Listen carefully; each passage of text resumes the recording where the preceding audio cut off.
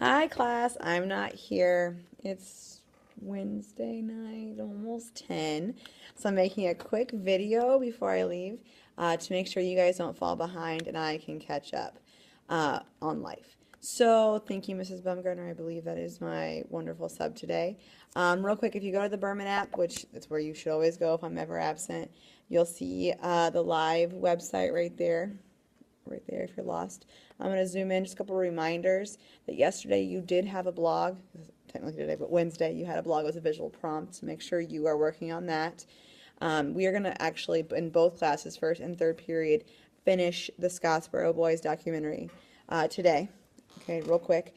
And then where it says worksheet 1 and 2, you're only going to do number 2. Let me repeat that. You're only going to do worksheet number 2.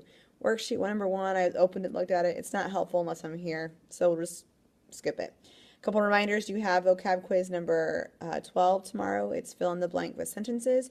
And you also have To Kill a Mockingbird quiz number 2. Don't worry, you'll have your other quizzes back before we take that one. I do want to spend some time right now going over chapters 16 and 17. So I have the questions right here. Follow along. Chapter 16, go ahead and open it. I know you're all shuffling around right now. If you're in first period, Mikey, get off Craigslist. Kenny, get off your phone. We can do it, all right? If you're in third period, Matt Hilton, keep your head up. Garrett, get off YouTube.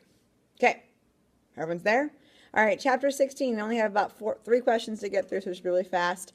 Paraphrase how Atticus explains the mob's actions to Scout. For as intelligent as she was, I don't think she realized that she broke up the mob mentality. So on page, let's see, what did I say?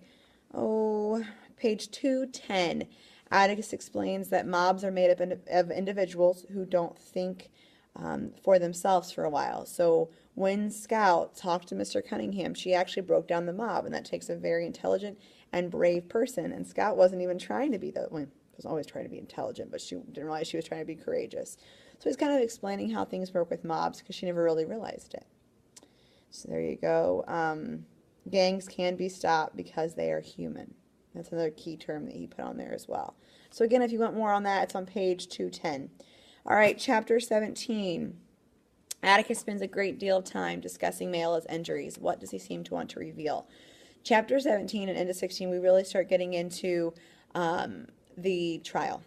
So the new plot lines. We haven't talked about Boone in a long time, but the trial. And this is where Scottsboro and this story really do mirror each other.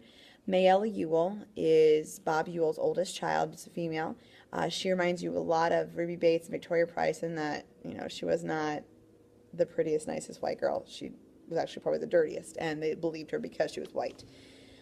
He was trying to show that all of her injuries, something's cleaning outside. Okay, Atticus Spencer, telling him she was struck on the right side of her face. So on the right side. So whoever hit her had to have been left-handed. Okay, so whoever was hitting her and all of her injuries had to have been left-handed. Key thing. Whoever hurt her had to be left-handed. We all got that? Wonderful. Okay, the Ewells, are poor white trash. Explain this term to what you know about the way they live and the kind of people they appear to be. All right, literally they're poor. And they also live behind the dump. They are poor, white, and live with trash. So like literally, the name fits, as well as they are below any other society. Like normally in the society of Maycomb, it went, the Finches, the Cunninghams, the Robinsons, Calpurnia's family, and then the Ewells. They hated where they were in life. They were the bottom of the bottom. So their name fits perfectly. So those are your 2 chapters we had to go over. Make sure you have those answers down. I'll take grades for them tomorrow. It's a free 10 points. Good for you. It'll help out with those quizzes. Last up, after we finish the Scottsboro trials, let's see, first period you have about 40 minutes left, maybe almost an hour. And then third period, you only have 40 minutes left for sure. After you finish it, you're going to open this. It's the worksheet number 2 on the worksheet for today. Okay, you're basically making a comparison. You're comparing Hayward Patterson to Tom Robinson from the book. You're comparing Victoria Price and Ruby Bates to Mayella Ewell, and Judge Horton to Atticus Finch. If you don't finish the movie, you're not going to understand why George Horton would be like Atticus Finch. So behave, do all the reading, and enjoy yourselves and be good for Mrs. Bumgarner. Bye.